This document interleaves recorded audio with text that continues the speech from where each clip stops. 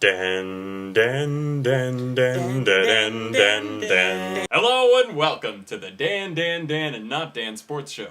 We regret that we weren't able to put up a show last week, but we're back.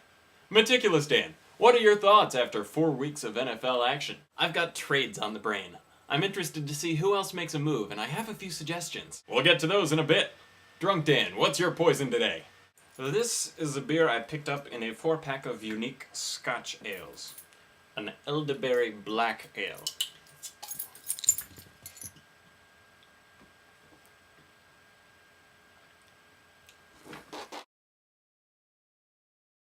Okay, got this thing under control now. It's pretty good. Kind of explosive though.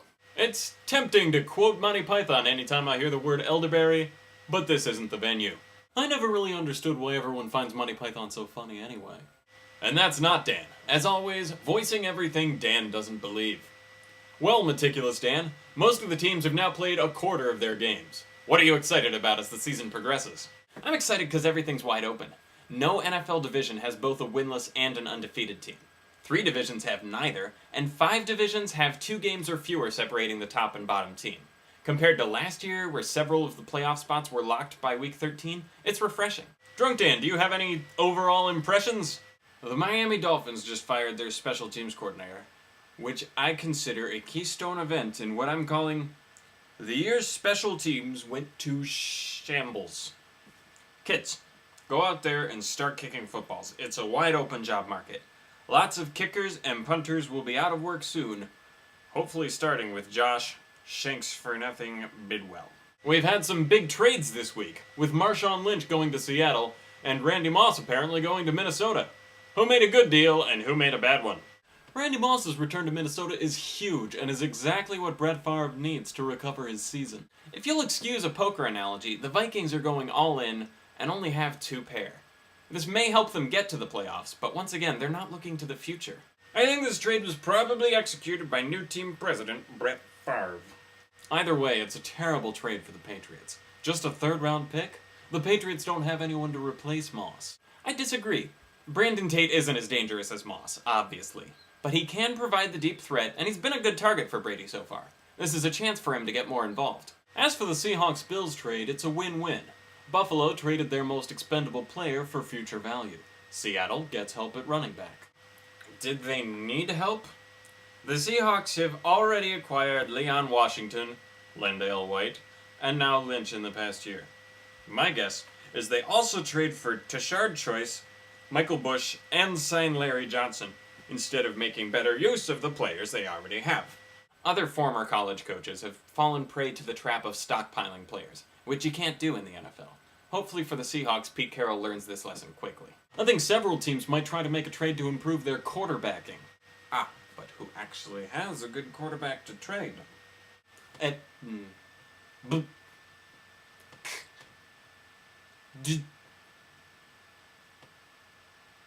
You're right. The most common deadline trades would involve wide receivers.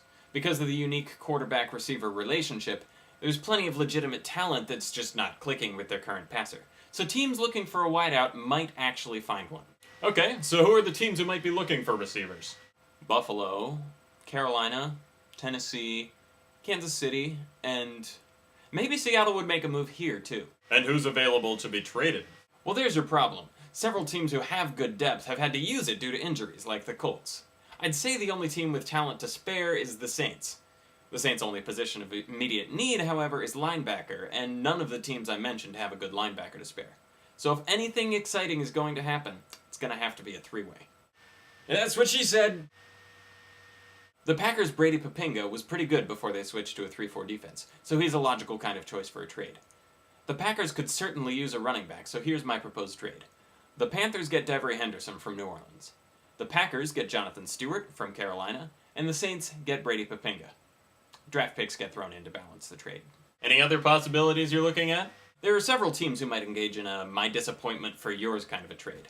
Young guys like Washington's Devin Thomas, Arizona's Early Doucette, Tennessee's Kenny Britt, Cleveland's Mohamed Massaquoi, or underperforming veterans like Bernard Berrien or Lee Evans. Those are all guys who could be swapped for each other with teams looking to give their QB a target he'll like better. Ooh, I've got one!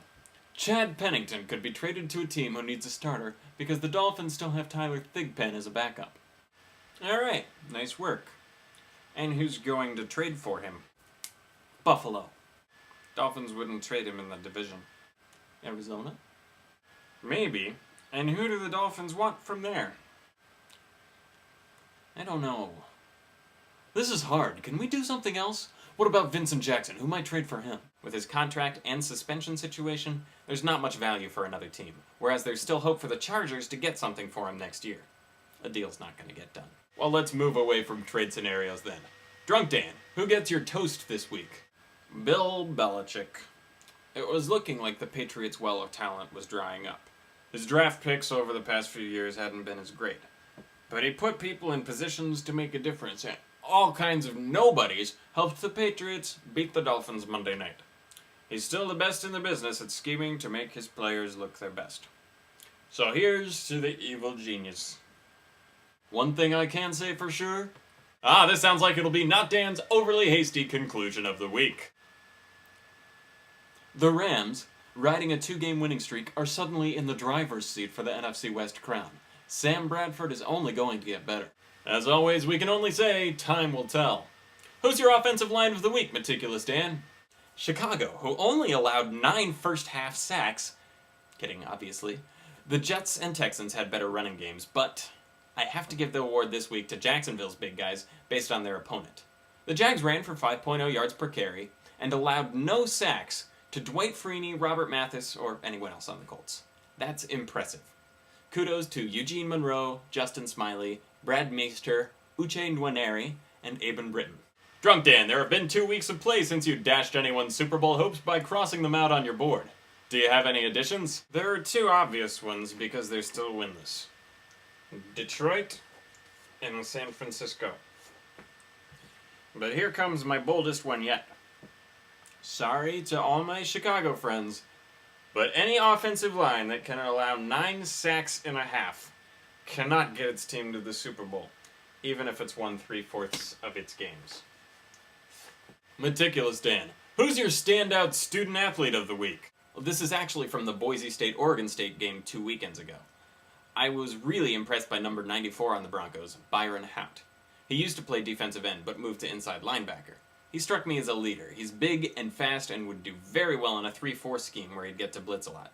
He's the kind of guy Pittsburgh, Baltimore, and New England seek out. And now a bit of basketball with the NBA preseason getting kicked off.